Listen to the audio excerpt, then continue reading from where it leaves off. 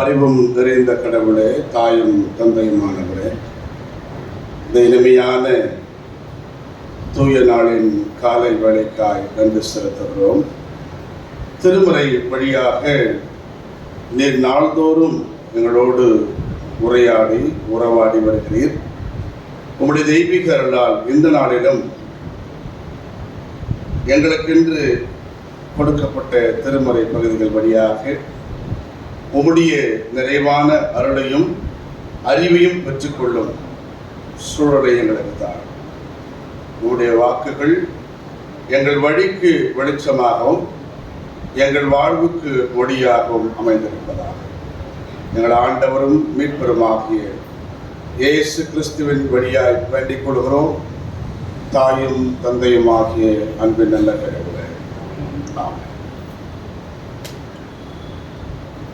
கிறிஸ்துவுக்குள் அன்பான உறவுகளே, உங்கள் அனைவரையும் இந்த ஆண்டவரின் வருகையின் நிறைவு ஞாயிறு வழிபாட்டில், இந்த தூய நாளின் வழிபாட்டு சூழலில் ஆண்டவர் இயேசு கிறிஸ்துவின் திருப்பெயரிலே உளமாற வாழ்த்துகிறேன். எல்லாம் வாழ்த்து சொல்லாம கொஞ்சம் கேப்பான மந்திரங்கள் போல. இந்த நாளிலே திருமுழுக்கின் வழியாக குழந்தையை திருச்சபையில் இணைத்துக் கொண்ட அருமை குடும்பத்தாரையும் வாழ்த்துவதில் மகிழ்ச்சி அடைகிறோம். கடவுள் நமக்கு அருளிருக்கின்ற இந்த திருமறை பாடங்கள் அடிப்படையில் இந்த நாளுக்குரிய சிந்தைகளை நாம் ஒருமுகப்படுத்த கடவுள் நமக்கு அருள் செய்வாராக. மாரநாதா, ஓ கம் லார்ட். மாரநாதா, ஆண்டவரே வாரும் என்கிற தலைப்பிலே நாம் இந்த நாளில் சிந்தனையை ஒருமுகப்படுத்துவோம். இந்த மாரநாதா என்கிற சொற்றொடர் ஒரு அரமைய சொற்றொடர். ஆண்டவர் இயேசு கிறிஸ்து தன் வாழ்வு சூழலில் அவர் பேசிய தாய்மொழி. சில வார்த்தைகள் தான் திருமறையில் இந்த அரமைய சொற்கள் டிரான்ஸ்லேட் பண்ணாமல் டிரான்ஸ்லிட்ரேட் பண்ணியிருக்காங்க. எந்தெந்த சொல்லலாம் மொழிபெயர்ப்பு செய்யாமல் மொழி ஒலிப்பை மட்டும் வைத்திருக்கிறார்களோ அந்த சொற்கள் மிக மிக மிக மிக முக்கியத்துவம் வாய்ந்த சொற்கள் என்பது பொருள். தலித்தாகும் என்கிற சொல் அது ஒரு அரமேய சொல். மாரநாதா என்கிற சொல் அது அரமேய சொல். ஏலி ஏலி லாமா சபக்தானி என்கிற சொல் அது அரமேய சொல். இப்படி எந்த சொல்லெல்லாம் மொழிபெயர்ப்பு செய்யப்படாமல், எத்தனையோ மொழிபெயர்ப்பு வந்துருச்சு, ஆயிரக்கணக்கில் உலகின் எல்லா இலக்கணம் இலக்கியம் நிறைந்த மொழிகள் எல்லாம் திருமறை மொழிபெயர்த்தாகிவிட்டது. ஆனால் இப்படிப்பட்ட சொற்றொடர்கள் மட்டும் மொழிபெயர்ப்பு செய்யாமல் மொழி ஒலிப்பை மட்டும் டிரான்ஸ்லிட்ரேட் இல்லை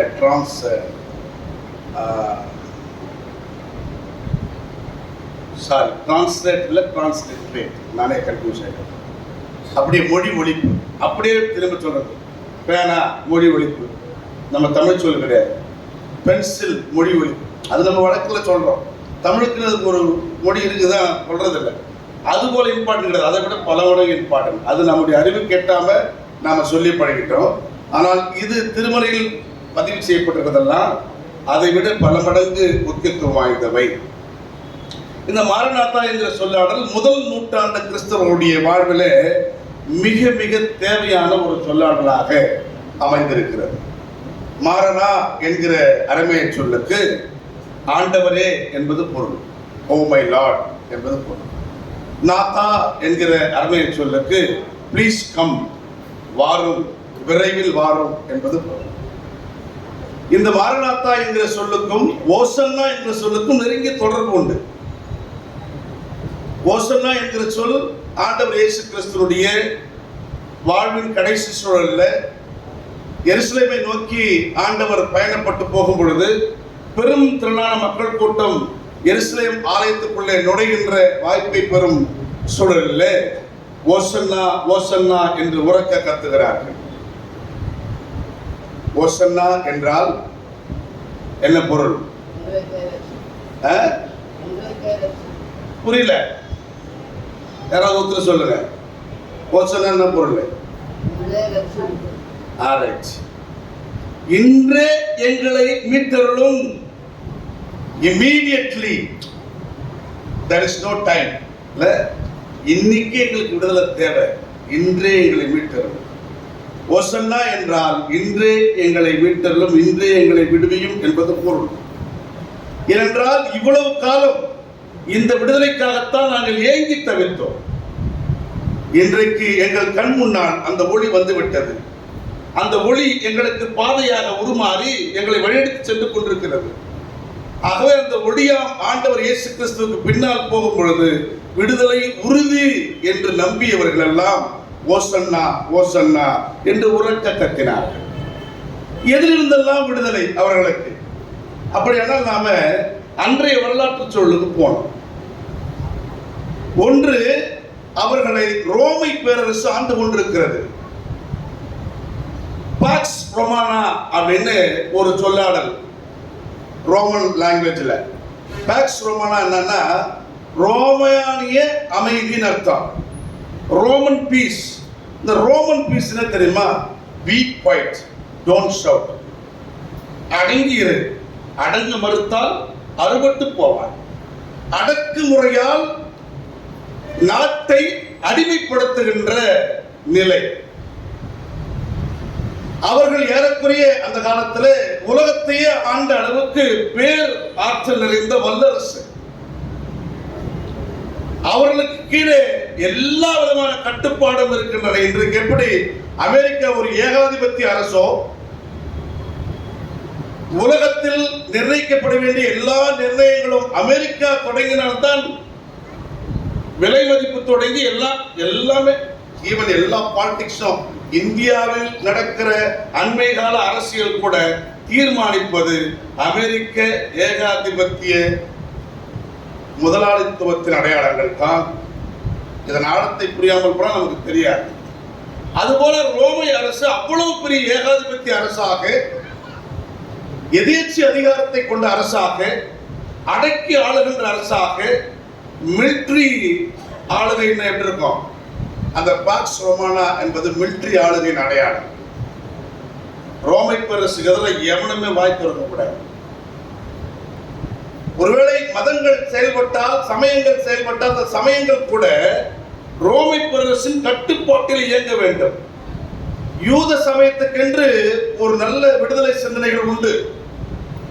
யூத சமயத்துக்கென்று சிறப்பு அம்சங்கள் உண்டு. ஆனால் இயேசு கிறிஸ்து பிறந்த நேரத்தில் ரோமன் அதாவது ஆட்சிக்கு உட்பட்டிருந்த யூத சமயம் முழுக்க முழுக்க அரசர்களுக்கு அடிமையாகவும் அல்லது அரசர்களோடு ஒன்றித்து போன சமயமாக இருந்தது. இன்றைக்கு எப்படி இந்தியாவில் அரசுக்கு ஒரு சமயம் அறிவிச்சுனேடா, இங்க இருக்கிற அதிகாரிகள் தொடங்கி இங்கே எல்லா மாநில நாடுகளும் எக்ஸப்ட் தமிழ்நாடு, கேரளா, அல்ல சொல்லாம நல்ல சத்தமா சொல்லுங்க, தமிழ்நாடு கேரளா தவிர மற்ற எல்லா மாநிலங்களும் ஏறத்தாழ இந்த எதேச்ச அதிகார இந்திய சமயவாத சித்தாந்தங்களுக்கு அடிபணிந்து போன சூழல்ல ஆண்டவர் இயேசு கிறிஸ்துவின் பிறப்பு ஒரு மிகப்பெரிய நம்பிக்கையை கொடுக்கிறது.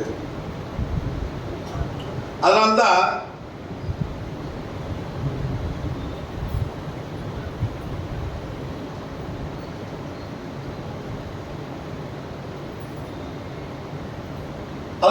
இருளில் இருக்கிற மக்கள் பேரொளியை கண்டார்கள். இதோ எல்லா மக்களுக்குமான பெரும் மகிழ்ச்சி. ஏனென்றால் இந்த பாக்ஸ் ரொமானா என்கிற இந்த ஆளுகைக்குள்ளே அரசும் அரசோடு இணைந்திருக்கிற அமைப்புகளும் மட்டுமே பாதுகாப்பாக இருக்க முடியும். அரசுக்கு எதிராக ஒரு அமைப்பு உருவாகமானால் அந்த அமைப்பு அங்கு இருக்கவே முடியாது. யூதர்கள் ஒரு பிரிவினர் புரட்சி பிரிவினராக மாறுகிறார்கள். எஸ்ரீயர்கள், மக்கபேயர் கழகம், இதெல்லாம் ஆண்டவர் இயேசு கிறிஸ்துவின் பிறப்புக்கும் மல்கியா இறைவாக்குனர், கடைசி இறைவாக்குனருடைய இறப்புக்கும் இடையில் நடக்கிற புரட்சி சிந்தைகள், இப்படி புரட்சியான எல்லா இயக்கங்களும் உருவாகி நாடு கடத்தப்பட்டு விட்டன. மக்கபேயர்களோ, எஸ்ரியர்களோ, தொமிசியர்களோ எல்லோருமே வெளியிலே வாழ வேண்டிய சூழலுக்கு தள்ளப்பட்டார்கள். மறைந்து வாழ வேண்டிய சூழலுக்கு. நாட்டிலே உரிமைக்காக போராடுகிற எல்லோரும் மறைந்து வாழ வேண்டிய நிலை. அன்றைக்கு மக்கபேயர் தொடங்கி, அதாவது யூத புரட்சி இயக்கம் தொடங்கி, இன்றைக்கு ஈழத் தமிழர் வரைக்கும் அருளே சொல்லாம நாட்டின் உரிமைக்காக குரல் கொடுக்கிறவர்கள் குரல் நசுக்கப்படுகிறது.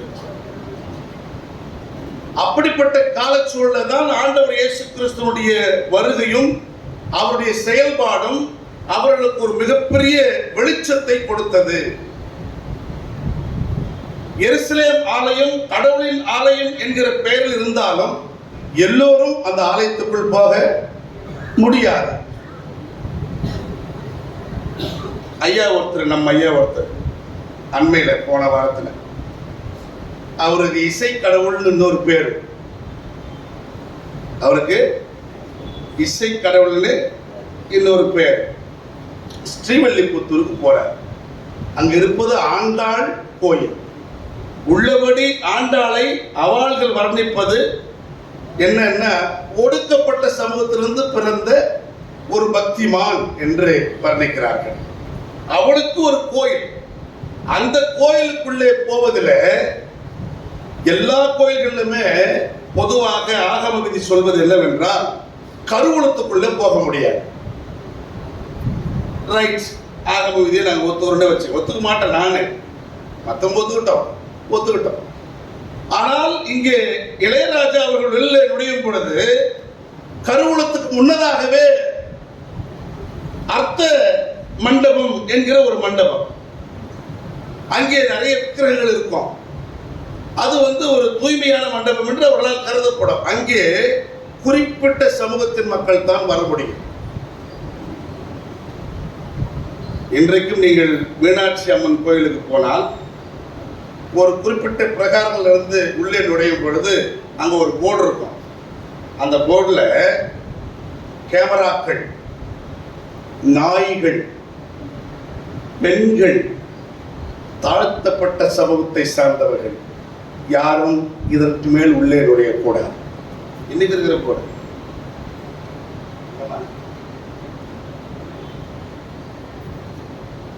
ஹரியானாவிலே அப்படிப்பட்ட ஒரு கோயில் இருக்குன்றாங்க. ரைட். சோ இவையெல்லாம் 21ஆம் நூற்றாண்டிலேயே இந்த கொடுமைகள் இன்றைக்கும் நடைமுறையில் இருப்பதை நாம் பார்க்கிறோம்.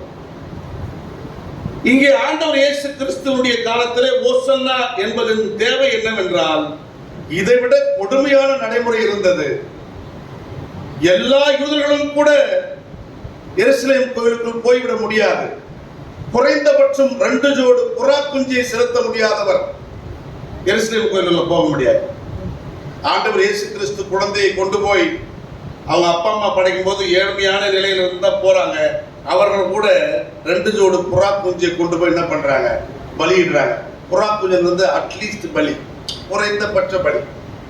இந்த குறைந்தபட்ச பலி பொருளை கூட வாங்க முடியாதவர் இங்கே சொல்லப்படுகிற பரிசுத்த ஸ்தலம் என்றோ மகா பரிசுத்தலம் என்றோ இருக்கிற இடத்துல, அதான் கருவூலம், அர்த்த மண்டபம் அவன் பாஷையில, நம்ம பாஷையில அது பேர் பரிசுத்த ஸ்தலம், மகா பரிசுத்த ஸ்தலம். இந்த இடங்களுக்கு போக முடியாது. இந்த வழிமுறைகள் இன்று வரை பல்வேறு வடிவங்களில் இருக்கத்தான் செய்கின்றன. இப்பொழுது ஆண்டவர் இயேசு கிறிஸ்து சமாரியர்களை, எல்லையர்களை, யூதர்களில் புறந்தள்ளப்பட்டவர்களை, பிறப்பால் ஊனமானவர்களை, கைம்பெண்களை, விதவைகளை, நம்மலாம் எதிரில் வந்தாலே உட்காந்து போவோம்ல, இப்போ கூட கேவலமான புத்தி இல்லாது அவர்களை, பெற்றோர் அதாவது பிள்ளைகளால் கைவிடப்பட்ட பெற்றோரை, உடலாலோ அல்லது உள்ளத்தாலோ ஊனமுற்றவர்களை, பிசிக்கலி ஆர் மென்டலி சேலஞ்சு, இவர்கள் அத்தனை பேரையும் கூட்டிக் கொண்டு எருசலேம் கோயிலுக்குள் போகிறார். இந்த செய்தி அவர்களுக்கு மிகப்பெரிய விடுதலை. அல்லேலூயா சொல்லாம எனவேதான் சத்தம் போடுறாங்க, ஓசன்னா ஓசன்னா, இன்றைக்கு எங்களுக்கு விடுதலை.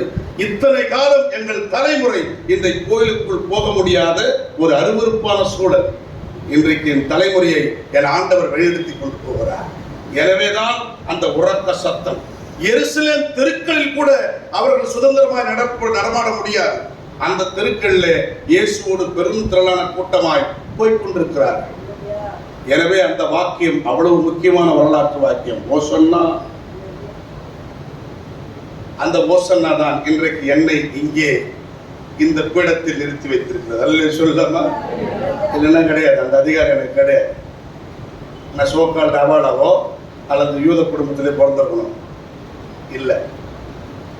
ஆண்டவர் மெத்துசுலா வழியாகத்தான் எனக்கு இந்த தலைமைத்துவ குரு அதிகாரத்தை கொடுத்திருக்கிறார், லேவி அதிகாரத்தின் அடிப்படையில் அல்ல. ஆகவே அன்புக்குரியவர்களே, இந்த ஓசன்னாவுக்கு நிகரான ஒரு சொல் தான் மாரநாதா. ஓசன்னாவை சொல்லி விடுதலை அடைந்து விட்டதாக நினைத்தார்கள். ஆனால் அதிகாரத்தில் இருக்கிறவர்கள் பெரும்பாலும் விடுதலை பற்றி எழும்புகிறவர்களுடைய எழுச்சியை பொறுத்துக் கொள்ள முடியாது.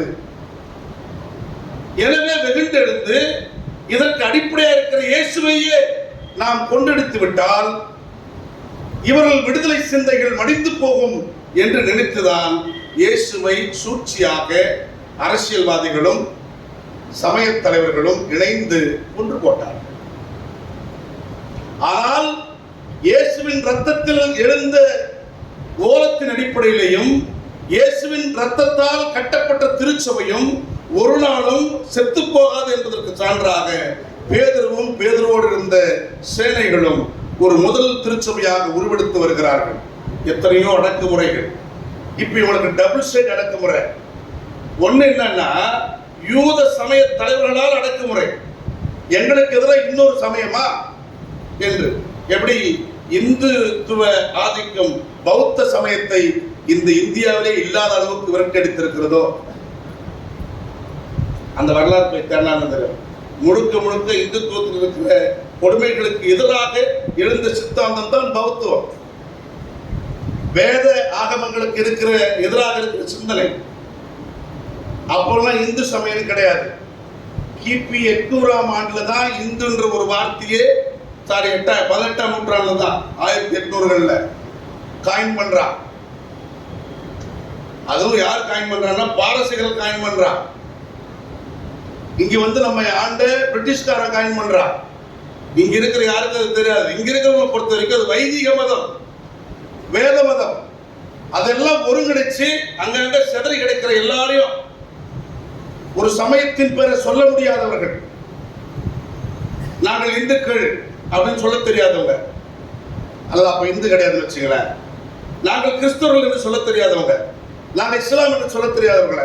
என்னப்பா அவங்க தெய்வம்? எங்க தெய்வம் அங்கம்மா. யார் உங்க தெய்வம்? எங்க தெய்வம் குலதெய்வம் காத்தவராய. அப்படின்னா இப்படி மக்கள் சமய வழிபாடுகள்லாம் ஒன்று சேர்ந்து 6 வகையான வழிபாட்டு முறைமைகளை ஒன்றிணைத்து ராஜாராம் மோகன் ராய் தான் முதலில் இதெல்லாம் இந்து சமயம் என்கிற ஒரு கோட்டிலே கொண்டு வருகிறார். அவர் கூட எதன் அடிப்படையில் சொல்றாருன்னா, இந்தியாவை சார்ந்த சமயங்கள் என்கிடையப்படல.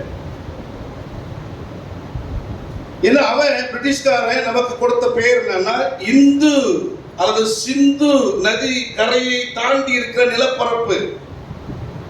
பாரசீகம் தொடங்கி பிரிட்டிஷ்கார வரைக்கும் நம்முடைய நாடுக்குள்ளே வரும் பொழுது சிந்துல இருந்து அவனுக்கு பெரிய லேண்ட்மார்க். அதை தாண்டி இருக்கிற மக்களை எப்படி கூப்பிடுறதுன்னு தெரியாம சிந்து நதியாளர்கள் என்கிற பெயர்ல தான் இந்தியாஸ், இண்டோஸ், இண்டூஸ் என்று கூப்பிடுறாங்க. அதுதான் பின்னால ராஜாராம் மோகன் ராயால் இந்த நில சார்ந்த பெயரையே சமயம் சார்ந்த பெயராக மாற்றுகிறார். ஆனால் தான் இன்றைக்கும் அவள்கள் எல்லாரும் இந்து இல்லைல்லவா? எல்லாரும் இந்து இல்லை. ஆனா எப்ப தேவையோ அப்போ இந்துக்களே வெகுண்டிடுங்கள், இப்படி நமக்கு எதிராக பேசிவிட்டார்கள், இதை இப்ப இது கேட்ட சொல்லுவான். ஆனா உரிமைக்காக எல்லாருக்கும் அந்த இந்துத்துவ அடையாளத்தை கொடுக்க மாட்டான். அப்படித்தான் பாவம் இணையராஜ். அவர் இசைக்கே கடவுளா, அவர் கடவுளுக்கு எதுக்கு கோயில்ன்றான் உணர்த்த. டேய், கடவுளுக்கே கோயில் இல்லையா, அப்புறம் எதுக்குடா கோயில்? நாம கேட்கறோம் கேள்வி. அவர் கடவுளா? அவரே கடவுள், அவருக்கு எதுக்கு கோயில்? கரெக்டு தாங்க. அவருக்கே கோயில் இல்லையா? கோயில் தேவையில்லையா? அப்ப கடவுளே இல்லாத கோயில் எதுக்கு? அப்ப யாருக்கு அந்த கோயில்? அவருடைய சித்தாந்தங்களை நீங்கள் நன்றாக கவனித்தால் இருக்கிற சாமிகள் எல்லாம் தாழ்த்தப்பட்ட அல்லது சூத்திர வகுப்பை சார்ந்த சாமிகளாக சித்தரிப்பார்கள்.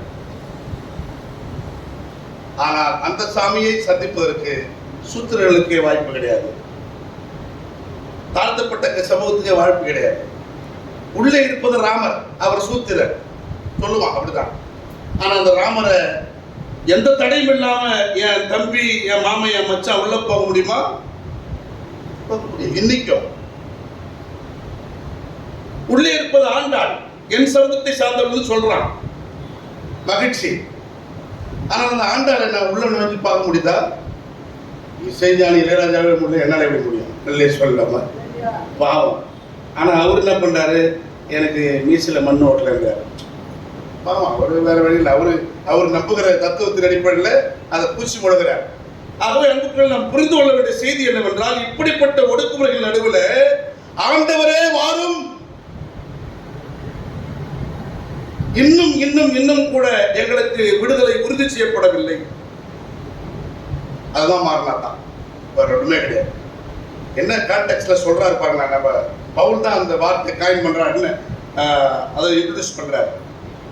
திருச்சபையை பார்த்து சொல்றார், இப்படி யூத சமயத்தின் சார்பிலே அடக்குமுறை, ரோமை பேரரசின் சார்பிலே அடக்குமுறை, பிலாத்து வகையாரா ரோமை பேரரசு அடக்குமுறை, ஏரோது வகையாரா யாருன்னா யூத சமயத்தின் அடக்குமுறை, இந்த ரோமை யூதம் ரெண்டும் சேர்ந்து, அரசும் சமயமும் சேர்ந்து பிஜேபி இந்துத்துவம் மாதிரி டுடேஸ் கான்டெக்ஸ்ட் சேர்ந்து விதிக்கிற அடக்குமுறைகளால் ஒடுங்கி போயிருக்கிற மக்களை பார்த்து பவுல் சொல்றாரு, விழிப்பாயிருங்கள்.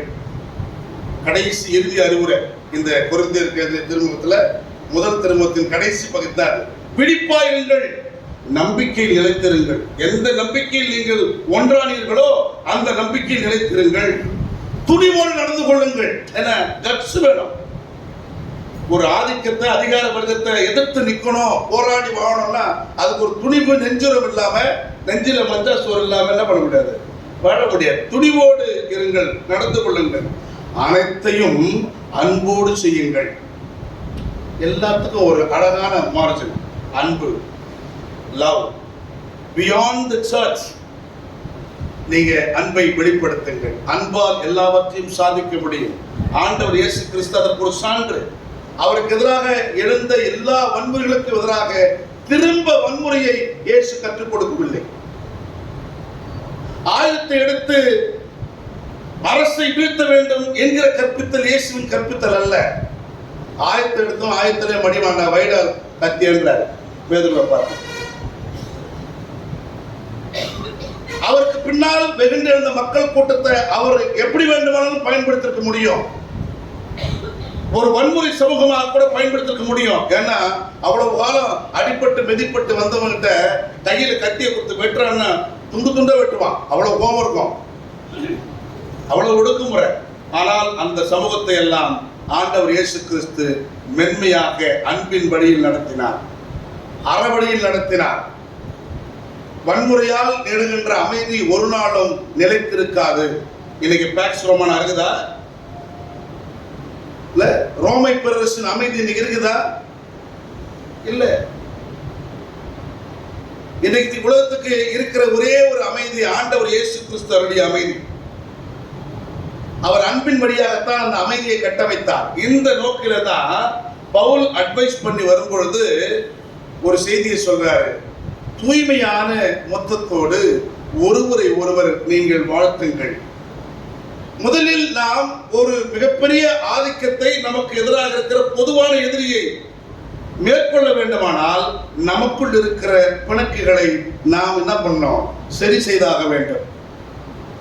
ஊரு ரெண்டு பட்டா கூத்தாடிக்கு என்னதான் கொண்டாட்டம் தான். நீ ரெண்டு படாம இரு, எனவே தூய முத்தத்தோடு உங்கள் அன்பை ஒருவருக்கு ஒருவர் பகிர்ந்து கொள்ளுங்கள். இங்கதான் மாரநாதா வார்த்தை சொல்ற வார்த்தை என்ன சொல்றாருன்னா, ஆண்டவரிடம் அன்பு செலுத்தாத எவரும் சபிக்கப்படுக மாரநாதா என்கிறார். ஏன் இதுன்னா, இது வந்து ரெண்டு டூவே மெசேஜ். ஒன்னு சர்ச்சுக்கு, அவரை சார்ந்திருக்கிற முதல் நூற்றாண்டு திருச்சபைக்கு, இன்னொன்று சர்ச்சுக்கு வெளியே சமயவாதம் பேசுகின்ற அடிப்படைவாத சித்தாந்திகளுக்கு. காணுகின்ற சகோதரத்தில் அன்பு செலுத்தாத ஒருவன் காணாத கடவுளத்தில் எப்படி அன்பு செலுத்த முடியும்? Never impossible. இல்ல, அது வாய்ப்பே கிடையாது. ஆனால் அவர்கள் கடவுளின் பெயராலேயே இதை நிகழ்த்துகிறார்கள். எனவே சொல்றாரு, ஆண்டவரே வாரும், இந்த அநீதியை பாரும். எந்த அநீதி? காணுகின்ற சகோதரனை வெறுக்கிறான், கடவுளுக்கு பேர்ல பக்தி வேஷம் போடுறான், இவனை அரவணைக்க மறுக்கிறான், ஆனால் பக்திமான் என்ற அடையாளத்தோடு சுற்றி திரிகிறான். அது அன்னைக்கு மட்டும் இல்ல, இன்னைக்கு வரைக்கும் அந்த பிரச்சனை நீடிக்கத்தான். இன்று வரைக்கும் இந்த சிக்கல்கள் நீடிக்கத்தான் செய்கின்றன. ஆண்டவரிடம் அன்பு செலுத்துதல் என்பது சுயநலமான ஆண்டவரின் தேவை அல்ல.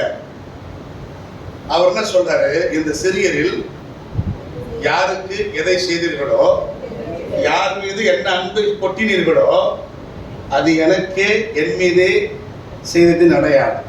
ஏனென்றால் ஆண்டவர் இடம் காட்டுகின்ற அன்பு என்பது ஏதோ தனியில் நிற்கிற, கருவூலத்தில் நிற்கிற, அல்லது தனித்து எங்கேயோ மலையில் நின்று கொண்டிருக்கிற, எங்கேயோ இருக்கின்ற கண்ணு கெட்டாத கடவுள் மீது கொள்ளுகிற அன்பு அல்ல.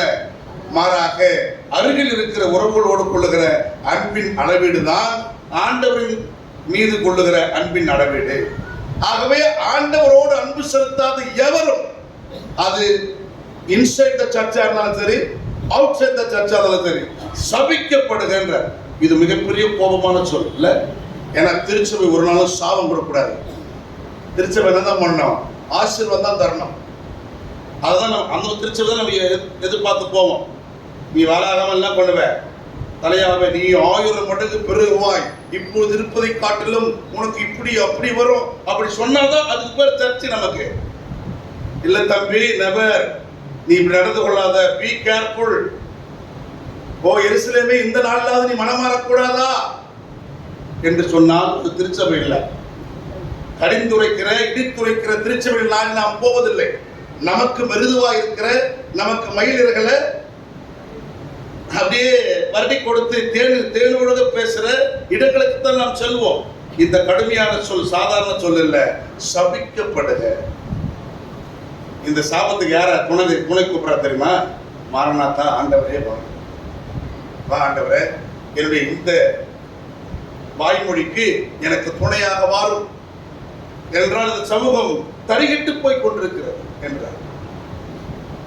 இந்த சிந்தையோடு நாம் படை ஏற்பாட்டு சூழலுக்கு செல்லும் பொழுது, கடவுள் இஸ்ரேல் மக்களை கொண்டு வந்து கானான்ல குடியமர்த்துறார்.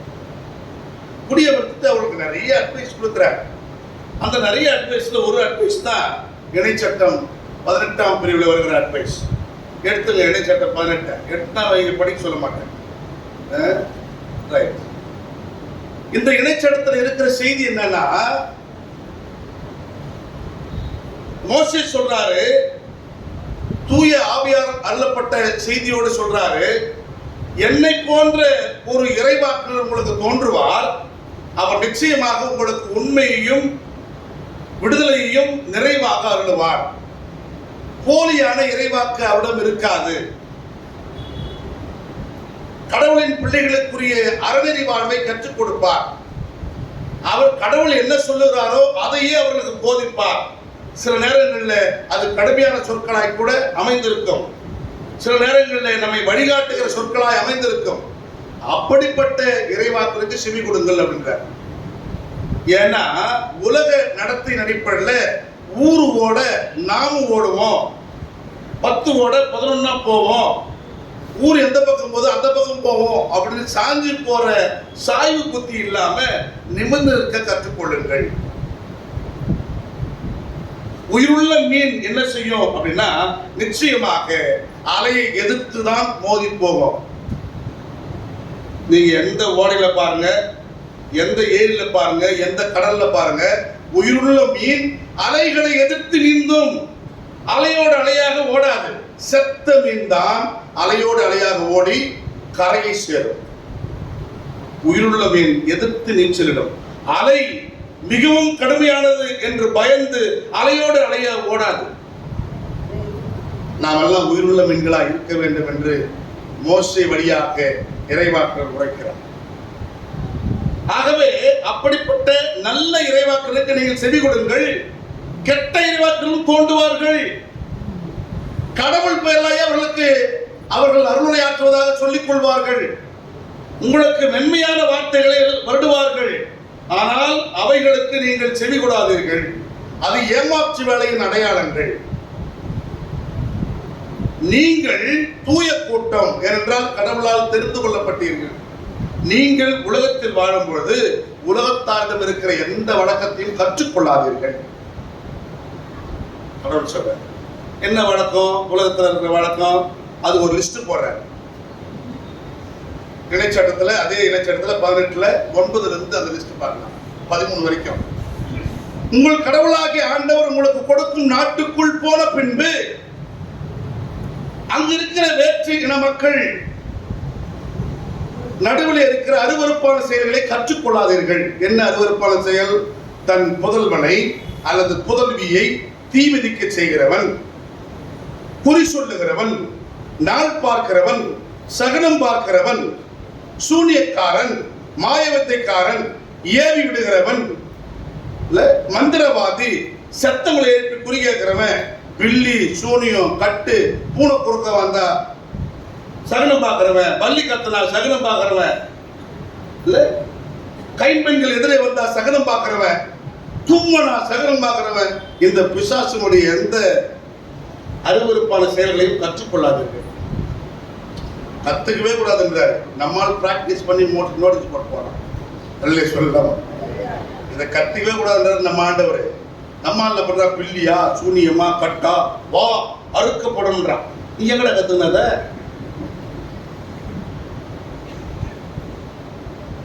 காதே கொடுத்து கேட்காத அந்த வார்த்தைகளை. உன்னை ஒண்ணும் பண்ணாத, நீ கடவுள் பிள்ளை. 1000 கட்டு பில்லி சூளைத்து நம்புகிறவன் உன்னை எதை செய்ய வேண்டும் நினைத்தாலும் உன்னுடைய செண்டக்காலுடைய அணுகாது. அந்த நம்பிக்கையில வாடா பிசாசுன்னா நீ அதை பிராக்டிஸ் பண்ணி அவனுக்கு எதிரா நீ இவ்வளவு வர, நானும் இவ்வளவு வேற, நீ நான் மந்திரம் போடுவேன், நானும் கம்பி எடுப்பேன், நானும் அந்த மந்திரிச்சு அந்த பேர் எலுமிச்சிங்காவை எடுப்பேன் அப்படின்னு எடுத்துக்கிறான். முடி எடுக்கிறான், எலுமிச்சி எடுக்கிறான், முந்திச்சு தகுடு எடுக்கிறான். என்னத்துல வருதுன்னு தெரியல. கத்துக்கவே கூடாதுன்னு விஷயத்தை கத்துக்கணும், பிராக்டிஸ் பண்ணி எக்ஸ்பர்ட் ஆயிட்டு வாங்க அப்படின்னு எல்லாரும் கூப்பிடுறேன். நீ எவ்வளவு பெரிய தில்லாலங்கடி வேலை பண்றப்ப இல்ல. ஏனென்றால் இவைகள் எல்லாம் கடவுளுக்கு அருவருப்பானவைகள். இவைகளை பிராக்டிஸ் பண்றவனோ, இவைகளை கற்றுக் கொடுக்கிறவனோ கடவுளுக்கு எதிரானவன். எனவே நீ இவைகளை நீ கற்றுக்கொள்ள கூடாதுன்னு சொல்லிட்டு தான் அடுத்த இந்த செய்தியை சொல்ற. எதை? உங்களுக்கான ஒரு தலைவனை நீங்கள் தெரிந்து கொள்ளுங்கள், உங்களுக்கான ஒரு இறைவாக்கை தெரிந்து கொள்ளுங்கள். என்னை போலவே ஒரு இறைவாக்கன் உங்களுக்கு தோன்றுவான். அவன் நிச்சயமாக உங்களை நீதியின் பாதையில் நடத்துவான், அறநெறி வாழ்வில் நடத்துவான், ஒருவரோடு ஒரு அன்பு பாராட்ட கற்றுக் கொடுப்பான், சமத்துவத்தை சொல்லிக் கொடுப்பான். ஆனால் இன்னொரு இறைவாக்கனும் தோன்றுவான். அவன் கடவுள் பேர்லயே சொல்ற மாதிரி சொல்லி உங்களை அந்த நேரத்துக்கு மெஸ்மரிசம் பண்ணி உங்களை என்ன பண்ணுவான்? உறிஞ்சுவான். அதனால தான் இயேசு சொல்றாரு அவனை பார்த்து, அவரெல்லாம் ஓநாய்கள், உங்களுடைய ரத்தத்தை உறிஞ்ச வந்தவர்கள். ஆகவே போலி இறைவாக்கை கொடுத்து எச்சரிக்கையா இருங்கள். எது உண்மையான இறைவாக்கு, எது போலியான இறைவாக்கு என்பதை கண்டுகொள்ள பகுத்தறிவோடு இறைவாக்கை நாடுங்கள் என்கிற அழைப்பை இங்கே கொடுக்கிறார். ஆகவே இந்த இடத்துல யார் ஆண்டவருடைய அருளை சொல்லுகிறவர் என்றால் உண்மையான இறைவாக்கினர். ஆண்டவர் இயேசு கிறிஸ்துவின் பிறப்பிலே அந்த இறைவாக்குடைய வாக்கு எவ்வாறு நிறைவேறுகிறது என்பது மிக மிக மிக சிறப்பான ஒரு செய்தி யோவான் பதிவிடுகிறது. நீங்க நல்லா கவனிச்சா 4 காஸ்பல்ல 2 காஸ்பல் தான் இயேசுவின் பிறப்பை பற்றி சொல்லுது. இயேசு இங்க பிறந்தாரு, அங்க வளர்ந்தாரு, அங்க போனாரு, இங்க வந்தாரு. இல்ல யோசேப்புக்கு அவரு காட்சி கொடுத்தாரு, மரியாவுக்கு அவரு காட்சி கொடுத்தாரு. 2 காஸ்பல் அதை பத்தி சொல்லாது. மார்க்கு காஸ்பல் என்ன பண்ண, எடுத்த உடனே கடவுளின் மகனாகிய இயேசு கிறிஸ்துவின் நற்செய்தி அப்படின்னு தொடங்கும் மார்க்ல. யோவான் என்ன தொடங்கும்னா, தொடக்கத்தில் வாக்கு இருந்தது, அந்த வாக்கு கடவுளாய் இருந்தது, அந்த வாக்கு கடவுளோடு இருந்தது, அந்த வாக்கு தான் இங்கே பிறந்து வந்திருக்கிறார் என்கிற செய்தியை இயேசு கிறிஸ்து கடவுள் என்கிற சித்தாந்தத்தோடு ஒப்பிட்டு தொடக்கத்திலிருந்து அவருடைய பிறப்பை சொல்லுவார். இங்கே அவர் எப்படி பிறந்தாருன்னு எனக்கு முக்கியம் இல்லைங்க. அல்லே சொல்லாமா, அவர் யாருக்கு பிறந்தாரு, எந்த இனத்துல பிறந்தாரு. நம்மளாம் சில பேர் இருக்கிறான், அவர் எங்காலுவே அப்படின்னு யார் சொல்றான்றதை பார்க்காத, என்ன சொல்றான்றத பாரு. நமக்கு விரோதமான ஒருத்தர் சொல்றான்றதாலே தப்புன்னு நம்ம ஆயிடக்கூடாது. அப்படி ஒரு ப்ரீ டிட்டர்மின்ட் மைண்ட் வந்து நிச்சயமா கடவுளுக்கு ஏற்புடைய மைண்டா இருக்காது. ஆகவே இயேசுவின் பிறப்பை குறித்து எனக்கு அக்கறை இல்லை, எனக்கு அதுல விசுவாசம் உண்டு, அது வேற விஷயம். எப்படி பிறந்தாரு, எது பிறந்தாரு, எங்க வந்தாரு, அதெல்லாம் எனக்கு தேவையில்லை. அவர் யாரோ, ஆனால் அவர் எனக்கு சொல்லிக் கொடுத்த சிந்தை என்னவென்றால், கடவுள் எல்லோருக்கும் உரியவர் என்று சொல்லிக் கொடுத்தார். நேற்று வரை எனக்கும் கடவுளுக்கும் உரிமையே இல்லை என்று ஒரு சமூகம் என்னை தடுத்தது. ஆனால் இயேசுவின் பிறப்பு எனக்கு ஒரு செய்தியை சொல்லுகிறது, நீ கடவுளின் பிள்ளை என்கிறது. அல்ல சொல்லலாமா? அதைத்தான் இங்க யோவான் சொல்றார். 12th verses பாத்தீங்கன்னா ரொம்ப அழகான செய்தி.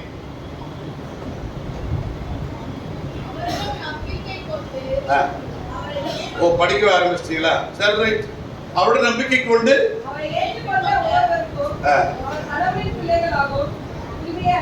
ஆமா, அந்த வாக்கு கடவுளா இருந்தார், அந்த வாக்கு கடவுளோடு இருந்தார், அந்த வாக்கே மனு உருவேற்று சதையும் இரத்தமாக இந்த உலகத்தில் தோன்றி இருக்கிறார். அப்படி தோன்றிய ஒருவர் மீது நம்பிக்கை வைக்கிற எல்லோரும், ஒவ்வொருவரும் கடவுளின் பிள்ளைகள் ஆகும் உரிமையை கொடுத்தார். இயேசுவின் பிறப்பை குறித்து யோவான் இப்படி ஒரு செய்தி பதிவிடுறாருன்னா நமக்கு ஒரு கேள்வி என்பது, அப்ப இந்த யோவான் சொல்றதுக்கு முன்னால கடவுள் பிள்ளை யார்? புதுசா ஒரு செய்தி சொல்றாரு இல்லையா, இவர்கள் எல்லோரும் இப்பொழுது கடவுளின் பிள்ளைகளாக உரிமையை கடவுள் கொடுத்திருக்கிறாருன்னு. அப்ப அதுக்கு முன்னால யாரா கடவுள் பிள்ளைன்னா நிச்சயமா நான் கிடையாது, அப்படிதான் கற்பிக்கப்பட்டது. யார் தான் கடவுள் பிள்ளைன்னா, சோ கால்ட் இஸ்ரேலைட்ஸ் பீப்புள். அதிலேயும் யார் உறுதியா கடவுள் பிள்ளை அப்படின்னா, யூதர்கள், யூத சமயத்தை சார்ந்தவர்கள். இஸ்ரேலுக்குள்ளே கூட காணாமல் போன ஆடுகளும் உண்டு, அல்லே சொல்லலாமா?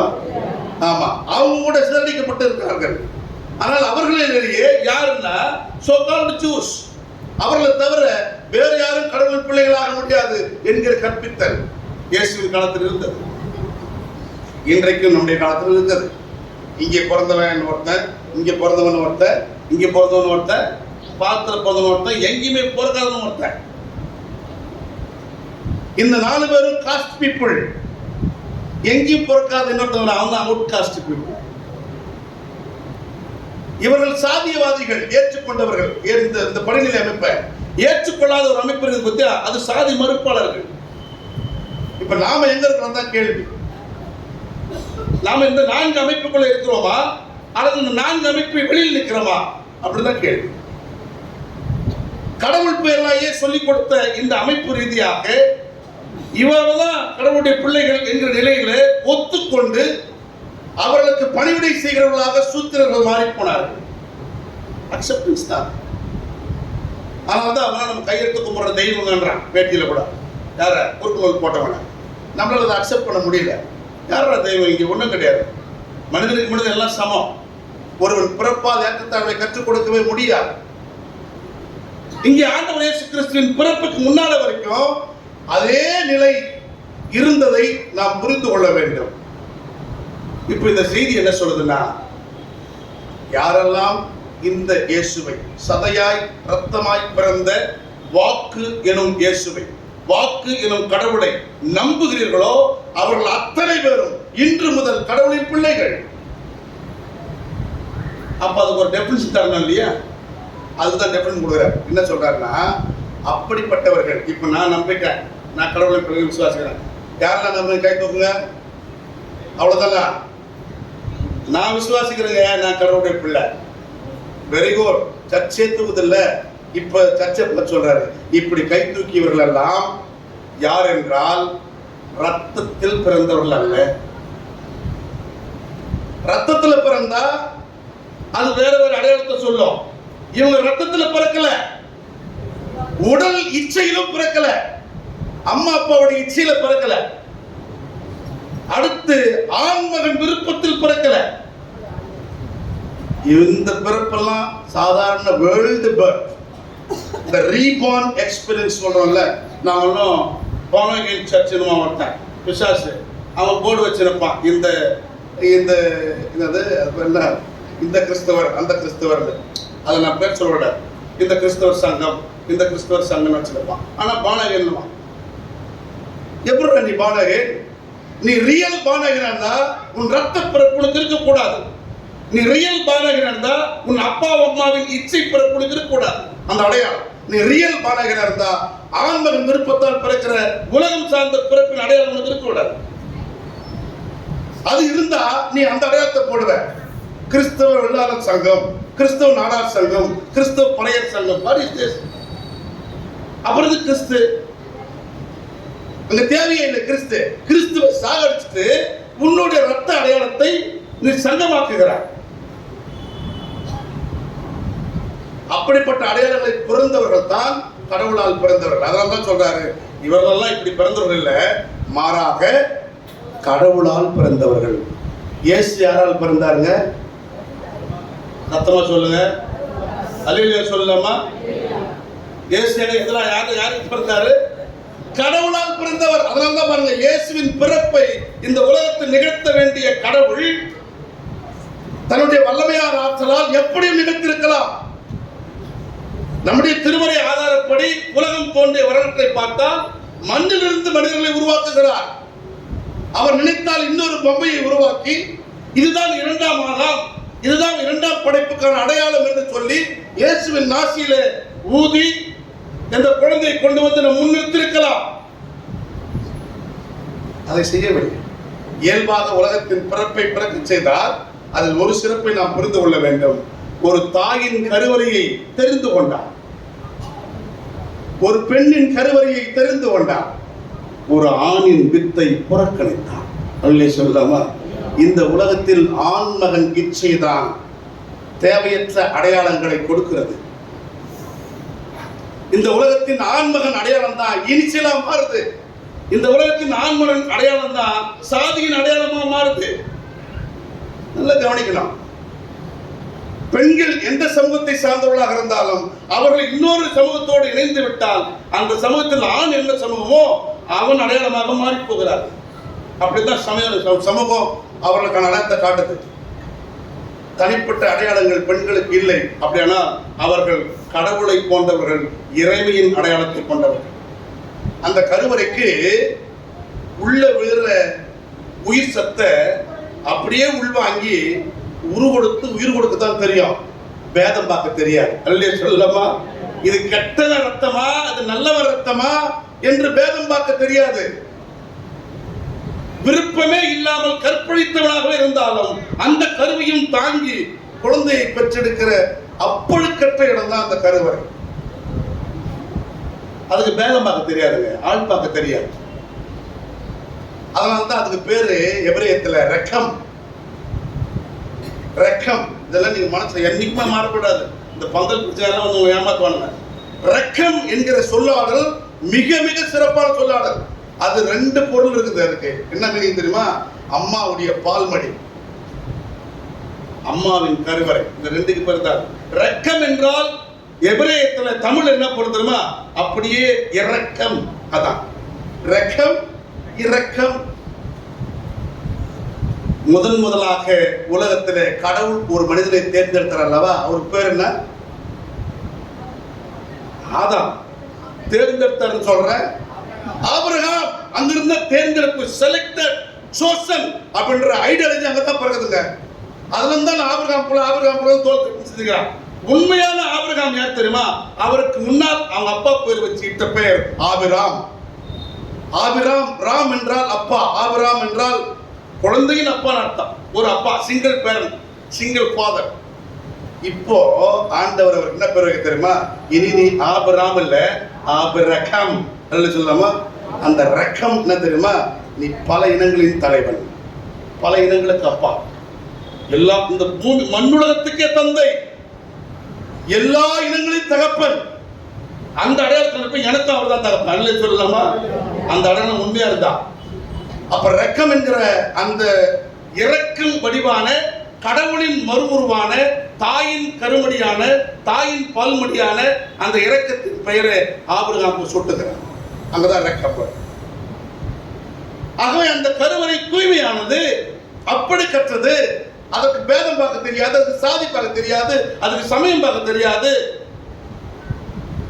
அது அப்படியே உள்வாங்கி அது எந்த உயிரோ அதுக்கு ஏற்ற உயிரை கொடுத்து, உருவத்தை கொடுத்து, அதை ஒரு வெறும் கூழ்மமாக தண்ணியா இருக்கிற வெறும் கூழ்மா இருக்கிற இந்த செமன் அல்லது இந்த எக் ஃபார்மேஷனை ஒரு உருவம் கொடுத்து உலகத்துக்கு அனுப்புது. உலகம் ஒழுங்கின்மையும் பெருமையுமா இருந்தது. இந்த உலகத்தின் மீது இருள் சூழ்ந்திருந்தது, நீர்த்திரள் நிறைந்திருந்தது. கடவுளின் ஆவியானவர் என்ன பண்ணாராம்? நீர்த்திரளின் மேல் அசைவாடினார். ஆங்கிலத்தில் ரொம்ப அழகா மொழிபெயர்க்கிறாங்க, ப்ரூடிங் அப்படின்றாங்க. ப்ரூடிங் என்ன தெரியுமா? அடைகாத்தான் அர்த்தம். அல்லே சொல்லாமா? அடைகாத்தான். அடைகாத்தல் என்ன அர்த்தம்? கோழி தான் இட்ட முட்டை மீது அமருகிறது. முட்டையை பொறுத்தவரைக்கும் உள்ள ஒரு மஞ்சக்கரம் ஒரு வெள்ளைக்கரம் உடைச்சா ஆம்லெட் லொடுக்குன்னு உள்ள போட்டு என்ன பண்ணுவான்? முடிச்சிருவான். அந்த கூழ்மமான அந்த நீர்மம் தாயின் சூட்டில ஒரு 21 நாள்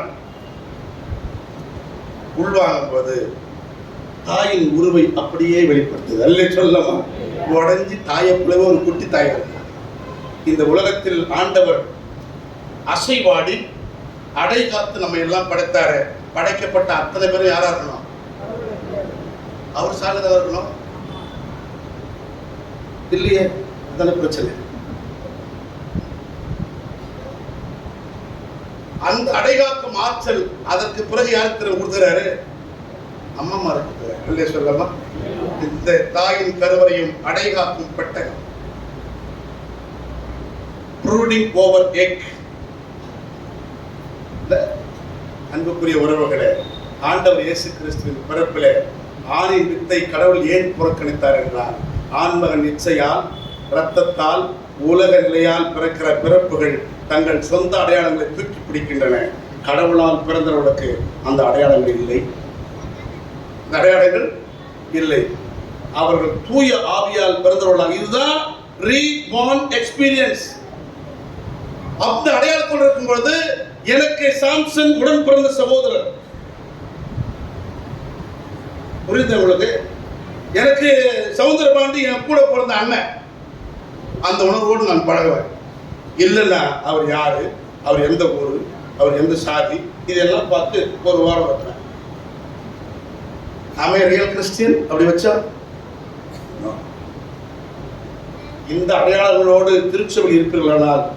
உங்களை பார்த்து பவுல் சொல்கிறார், எச்சரிக்கையா இருங்கள், விழிப்பா இருங்கள், உறுதியோடு இருங்கள், விசுவாசத்தை பற்றிக் கொள்ளுங்கள், எந்த வீண் அலம்புகளுக்கும் இடம் கொடுக்காதீர்கள், கடவுளின் இறைவாக்கை உறுதியோடு பற்றிக் கொள்ளுங்கள், ஒருவரோடு ஒருவர் தூய்மையான முத்தத்தால். இல்ல, அதாவது இந்த யாருக்கு முத்தம் கொடுத்தாங்க? இயேசு கிறிஸ்து யார் கொடுத்தான்? வஞ்சகமான முத்தத்தால் அல்ல. அல்லையே சொல்லாம கொடுக்கும்போது உள்ள ஒண்ணு வச்சுக்கிட்டு வெளியே ஒண்ணு கொடுக்குறது பிரதர் அப்படின்ற அந்த போலி பேசல. தூய்மையான ரிலேஷன்ஷிப், தூய்மையான முத்தத்தால் ஒருவரை ஒருவர் கட்டி அணைத்து முத்தமிடுங்கள். நீங்கள் ஒரு மாடல் சொசைட்டியா இருந்தீங்கன்னா இந்த உலகத்தை ஒரே நாளில் கலக்கி விடுவீர்கள். இயேசு கிறிஸ்துவின் சீடர்களை பார்த்தா தெரியுமா சொன்னாங்க, உலகத்தை கலக்கிறவர்கள் இங்கேயும் வந்து விட்டார்கள். நம்ம பார்த்து எப்போ சொல்ல போறான்னு தெரியல. அல்லேலூயா சொல்லலாமா? கடவுளுக்கே மாற்று உண்டாகட்டும். மாரநாதா, இன்றே வாரம் எங்கள் நடுவிலேயும் ஆதிக்கவாதிகள் அசைவாடி கொண்டிருக்கிறார்கள், கொக்கரித்துக் கொண்டிருக்கிறார்கள். எங்கள் நடுவிலேயும் சமயவாதத்தால் மக்களை பிளவுபடுத்திக் கொண்டிருக்கிறார்கள். என் சொந்த மாமா எனக்கு எதிராக கொடி பிடிச்சு நிற்கிறான். சமயம். என் கூட பிறந்த அண்ணன் தம்பி எனக்கு எதிராக நிற்கிறான். அரசியல். இப்படி சூழ்ச்சியால் குடும்பங்களை கூட துண்டாடுகிற அரசியல் அதிகார ஆதிக்கங்களும் சமயவாத பேய்களும் இருக்கிற நிலையில இன்றைக்கு நான் அழைக்கிறேன், மாரநாதா, ஆண்டவரே வாரும், எங்கள் நிலையை மாற்று, எங்களுக்கான விடுதலையை முழுமைப்படுத்தும். ஆண்டவர் இயேசு கிறிஸ்துவின் பிறப்பு அதை நிறைவு செய்யும் என்று விசுவாசிக்கிறோம். கடவுளுக்கே மாற்று உண்டாவதாக. ஆமென்.